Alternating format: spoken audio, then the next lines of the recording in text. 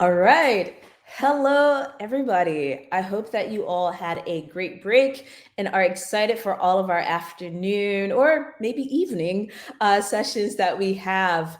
For this session, we have Brendan Gilbert and interpreter Janice McCann, who will be speaking on the accessibility gap.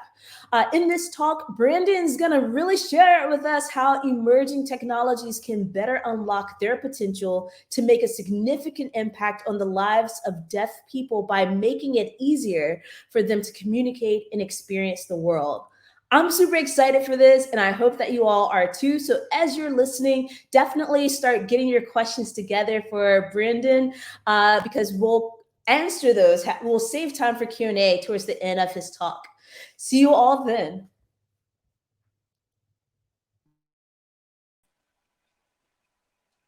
Awesome. Thank you, Dee. I appreciate that. I'm happy to see everyone here today and excited to dive in and give you what's on my mind, share some of my experience with you all and how I've experienced the accessibility gap. The accessibility gap means when there's a new technology or something cool, phones back in the day, phones were not designed for deaf people. They didn't actually become accessible until many years later.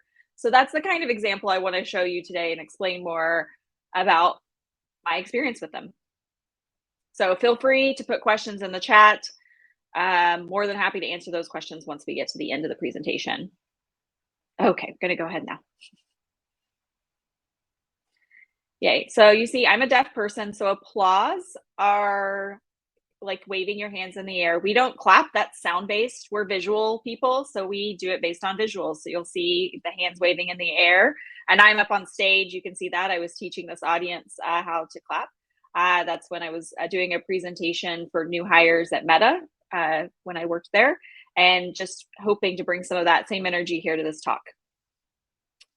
A little bit about me. I don't have a purple beard today. I used AI actually to generate this image, but my name is Brendan Gilbert, and I'm the director of accessibility at a cool company called VSL Labs. They're based in Israel, and VSL is Visual Sign Language. That's what that stands for.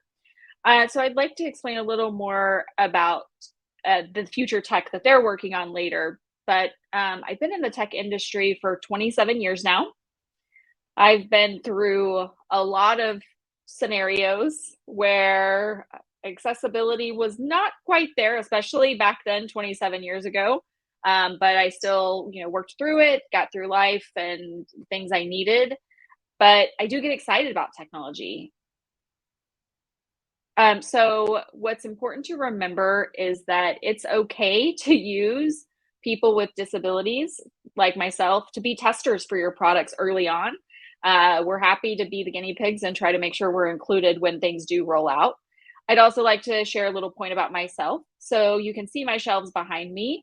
I have 30 different 30 different consoles for gaming. I love old games. I have all of the systems that were ever made. I've got so many games I can't even count, but all of these shelves behind me are dedicated to my gaming. So now I want to just share this little statement. Futuristic, cool technology doesn't mean it's accessible. It's not accessible unless you make it so. There's always new people coming in that are involved in the development process who've never seen a deaf person before, or never seen a person with a disability, and they don't know what they don't know, so they don't prioritize it. Most people I meet have never seen a deaf person before, so it's hard to imagine what the needs would be. You almost never see a deaf person unless you're maybe in a big city or happen to know one or have one invited to a talk like this. So for example, if you go to maybe Austin, Texas, or Washington, D.C., Washington, D.C. has Gallaudet University there. So there's less accessibility issues there because there are more deaf people throughout the area. But futuristic tech, what I mean by that, VR, virtual reality, headsets, things like that are being made, AR, AI even. So it's sad that those things are not accessible, but most people don't think of it first in the design process.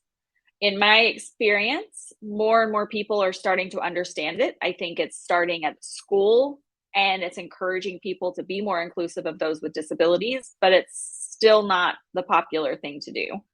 So hopefully it'll continue just to get better. So, I'm a little bit older than you may think. So you can see here, I was a kid and I remember when captions started. At the time that they started, it was used on PBS. If you're in America, it's Public Broadcasting Service, PBS. It's a free TV channel back in the day. And there was a cooking show by Julia Childs. You may be familiar with her. And that was the show that they decided to start having open captions, where the captions were on the screen. That was in the 70s during her cooking show. And so then they decided, why don't we find a way to install it on all TVs? And this was this huge box that you see sitting here, the brown box in front of the TV. It was, probably, a 3-foot box, maybe the same size as a PS5, pretty big. You had to put it up on the TV. TVs were big at that time too. There was no remote to it. It was just the dials that are on the front of the device, and that's how you turned it on. And that's closed captions, meaning they could be turned on or turned off. Now, all TVs have them built in, no questions asked. TVs have to be made accessible via the ability to support captions. It's ADA law, it's required, and we see that in today. And again, we were the guinea pigs. We were the testers back then. We, had lots of issues with these machines and devices, and improvements continued to happen until we got to the point where all TVs have captions. Now, I think more people are streaming, so it's the same concept, but TVs do have captions available. Now phones, again, futuristic tech. Back in the day, I had, this small picture of the phone. It's a TTY, the left picture. It's a teletypewriter.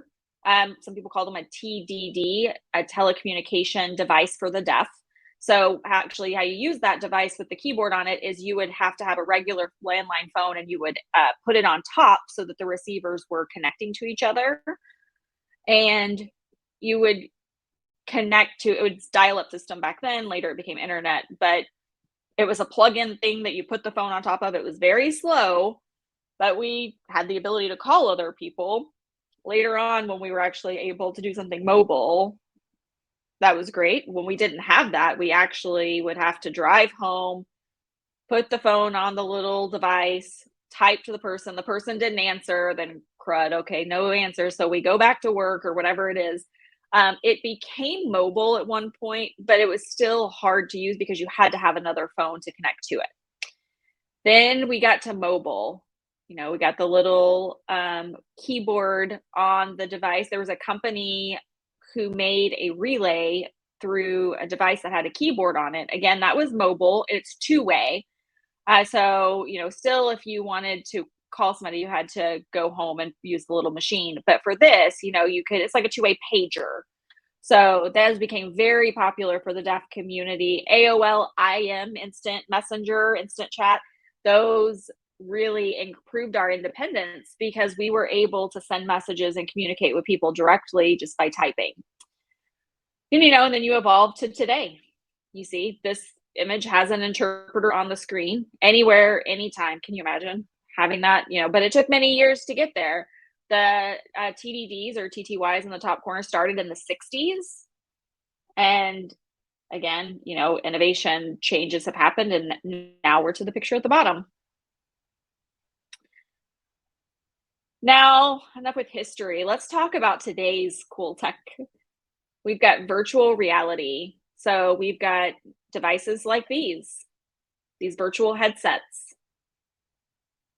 That's from the picture on the top left. You see it's got little captions there. That's all virtual. I use this example of a game. It's called Vacation Simulator. It's a perfect captioning system for me. You can see if it's far, if it's close, it's in the area where its sound is coming from. It doesn't have many at the same time. If you get captions all over the place, it'd be really hard to read, but 2 or 3 at the same time so you can see what's going on. But many video companies, virtual reality companies, they don't caption games or anything. VR started in the 80s, and we're still having to fight to get accessibility like captions. So we want to have the same experience as other VR users do, where we can experience what you're experiencing, but we need the tools to be able to do that. Now, AR down at the bottom, I worked at Meta, and 4 years, I kept trying to get them to work on this. And finally, this demo at the bottom, this company, they put lots of money into this. See, this man is speaking. He's the owner. He startup, you know, he wanted deaf people to have accessibility everywhere, have captions there. It's on the glasses. These are glasses that you're seeing the captions on. So that's the demo. The person has the captions on. The person in front of them is talking, and the captions are being displayed at the bottom of the screen.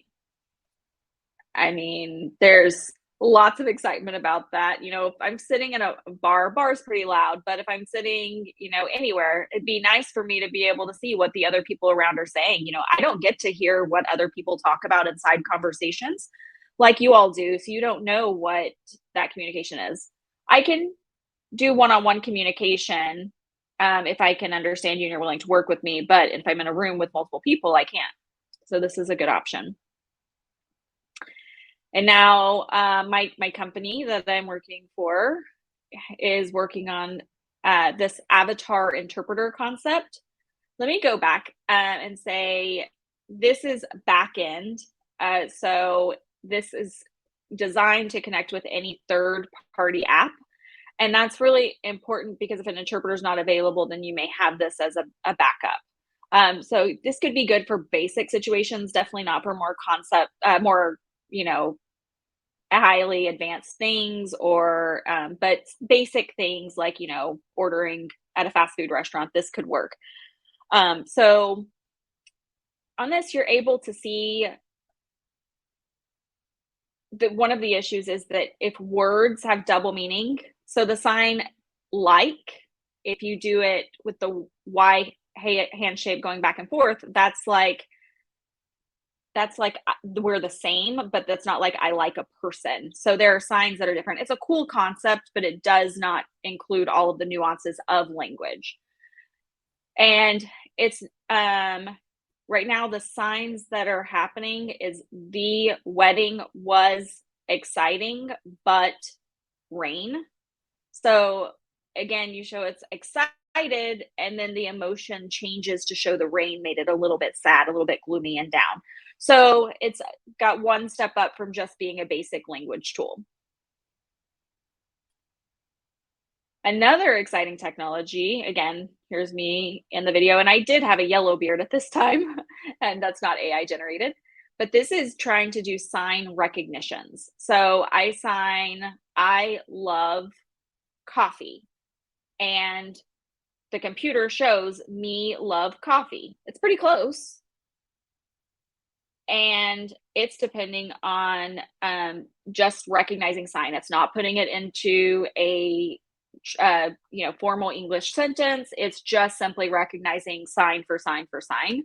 And so that's what this technology is working on here. And again, this is AI. It's hard because AI is not human, and so there's lots of work that has to happen. And again, I'm a tester for this technology, and I'm happy to do that.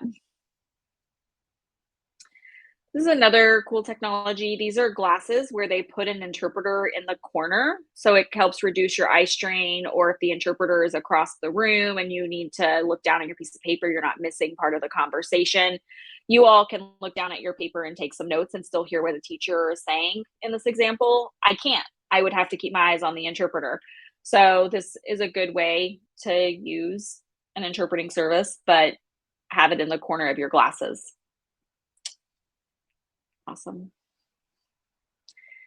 Now, gaming. Gaming is something that's very important. Xbox deserves all of the accolades from deaf people and other disabilities as well. Many of the games they have, you know, I've got 400 games, and almost all of them that come from there have captions. They have captions. They're there, it's ready to use, and that's Microsoft requiring that. PlayStation doesn't.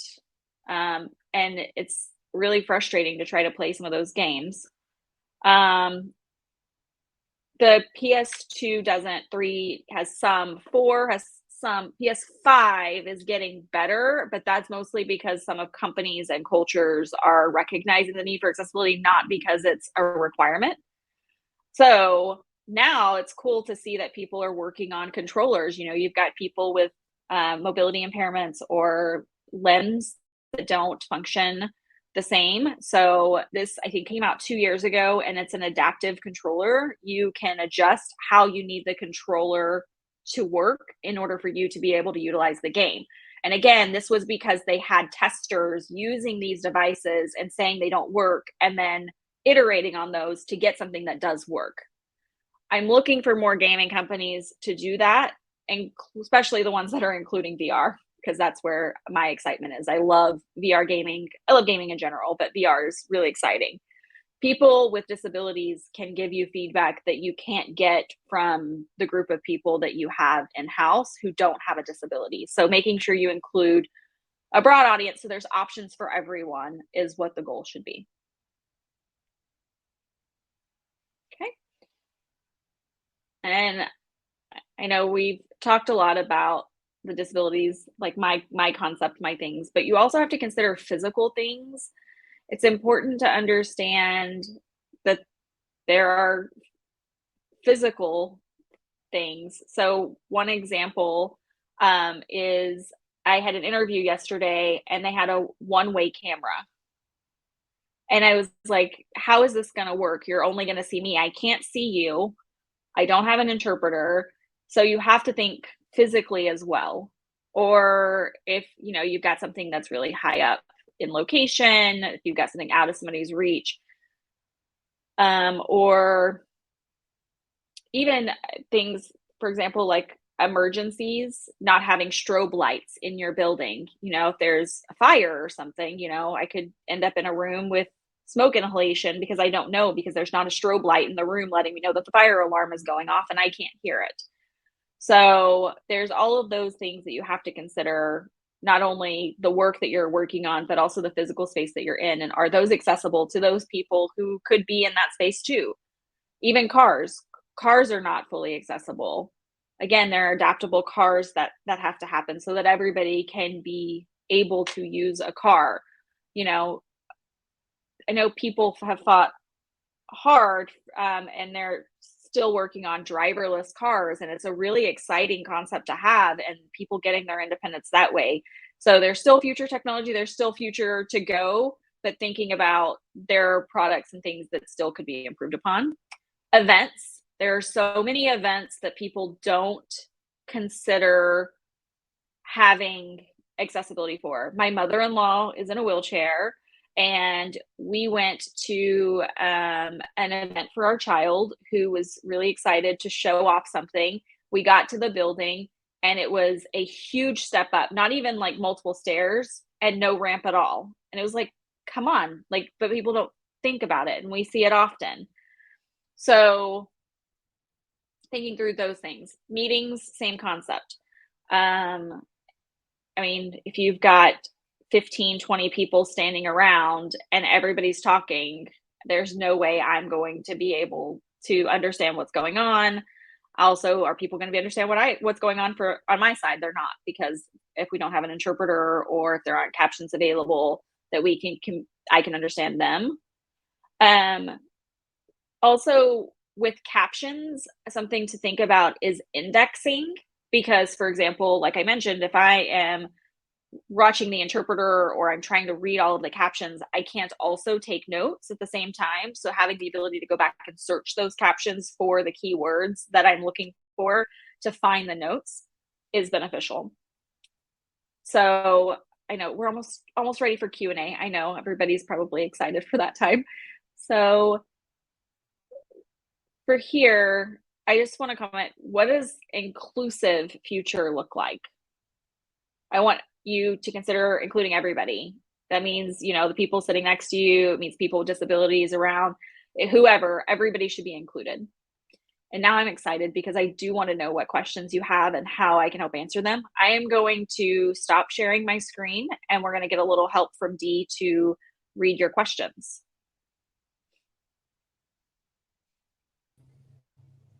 All right. Thank you both so much for such like full and informative presentation. We have a few questions for you, Brandon, and I'm gonna get some help from Miles to show them on the screen. The first asks, "What is the best way to recruit people with disabilities for testing your product?"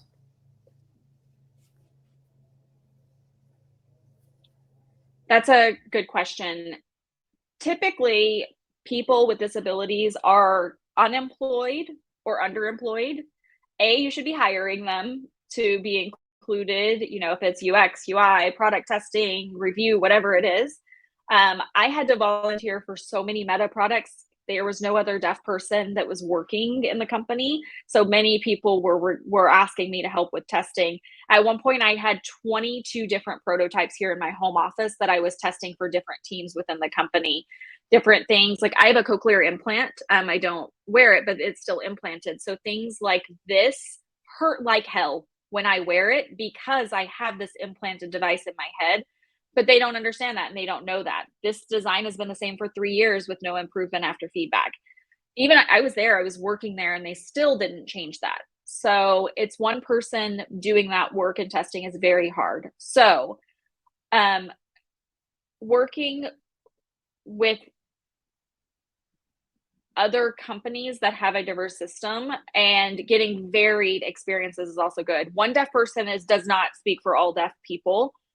Deaf people are different, just like people who use wheelchairs are different. People who can't see are different. So you have to consider a diverse group across the board. It's not that one person. This one person told me that deaf people like this, therefore all deaf people do.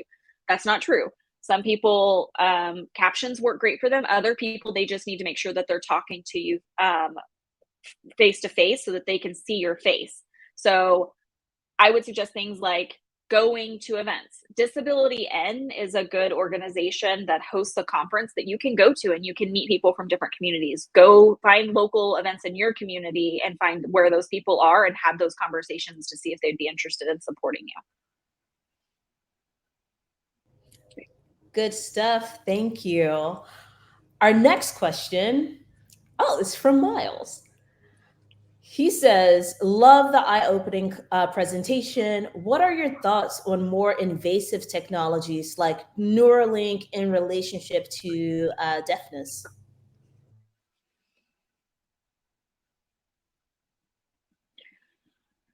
Good question. I do have a cochlear implant, which is an invasive technology. I do not use it. I stopped using it actually. The noise that comes with it is very hard for me with using sign language and getting in the technology. It's very hard. It's actually nice to be in quiet. I'm not gonna lie. Um, Neuralink, I think it's a dangerous technology. That's one that I wouldn't necessarily recommend. There's not been a lot of testing on it. Um, if we have safe technologies, that's different things like glasses you can take on and put off or whatever. Even contacts could be considered invasive, but people don't know if you're talking, if you're community or if you're deaf, if you have a disability, what you're doing or anything like that. Sometimes I have the experience where once I tell somebody I'm deaf, they think they need to explain things to me again, like I'm a kid, instead of the fact that I've understood. So depends on where we're going, what we're trying to do, and what the cost benefit is, but also not doing harm to those using it. Sweet. If there are any other questions, feel free to add them in the chat, but or sorry, the Q&A tab. But Brendan, Janice, I want to thank you. Oh, ha! As soon as I was about to thank you, we have another question.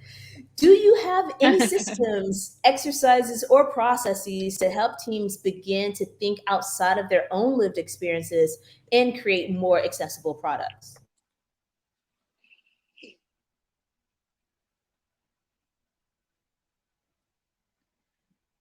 I would say it's important to start at the beginning and emphasize it. So emphasize what you're trying who you're trying to include and what. There's lots of things that people have, like, oh, we're going to have a deaf day and people all pretend like they can't hear each other, or things like that, but it's still not a true representation of the experience. There are videos and things like that that can explain it better than trying to pretend that you're deaf yourself. People who can share their experiences that way. I would say follow accessibility standards. There are standards out there, and you don't have to be AAA. That's very, very lofty goal, but start small. Start, look at, W3C or someone like that, and see if you can get to that first tier, and then, continue beyond that. And then also remember that just because that's what's on their checklist doesn't mean that's the only thing you have to do. You can do more. I think what most people don't do is they design something and then they start working on it and think, oh, well, I should include deaf people, but they don't want to ruin their design. Their design was perfect the way it was, so they don't want to iterate to make it better. But if they start at the design level with accessibility in mind, then it's reaching everyone, and it doesn't make it more complicated to retrofit later. So, some people will even do things like try to change the level of language in their app or whatever their technology is to bring it down to a lower reading level. And you don't necessarily have to do that either. There are ways that you can make that even accessible. So I wish I had more time to explain more of those, but make sure leadership understands the importance, because you can do all the work you want, but then if you don't have support from the people who are approving your funding, that's not going to, you got to make your case, document it, use data. If you don't have data, find organizations that have data. Stories typically are the best way to get the attention of leadership, but it's important to get everyone possible, the buy-in from everyone possible. Captions, start with something small and go from there. So, one product that I was using, they added captions. And it was very small. You couldn't adjust it. You couldn't change the contrast. You couldn't change the transparency. So people who have vision loss maybe couldn't access that one. So think about those things whenever you're working through it, but start at the design level and look at some standards out there that are already published. Thank you. We have a follow-up from May. What are some best practices or tools that help to bring inclusivity earlier on in the ideation process instead of as an afterthought?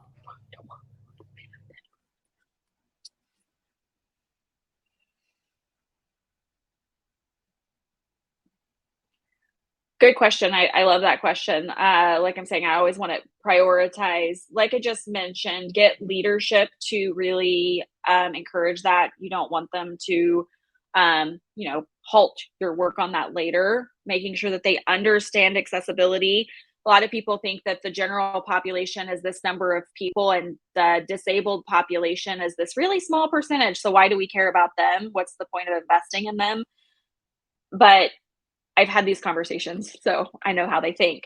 But what's important to learn is that everyone needs to know why it's important to include them, and then you're going to have those tools.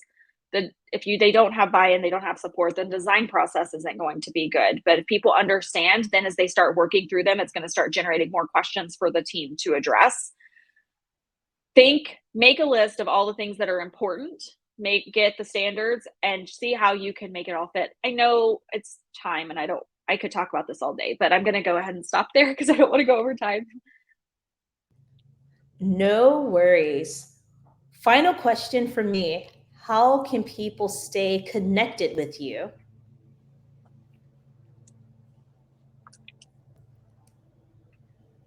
Sure. Yes, I'm on LinkedIn all the time. It's in my profile. You should be able to click the link there, but you can find me on LinkedIn, Instagram. Mostly I'm on LinkedIn. Email, I'm happy to receive emails that way, but please keep in check. I love talking with people. I love working on this stuff. So if you need anything, feel free to reach out. Awesome. Well, thank you again, Brendan and Janice. This has been super insightful, and thank you all to everyone for tuning in. We are off to another session, so I hope to see you all there. Bye. Bye.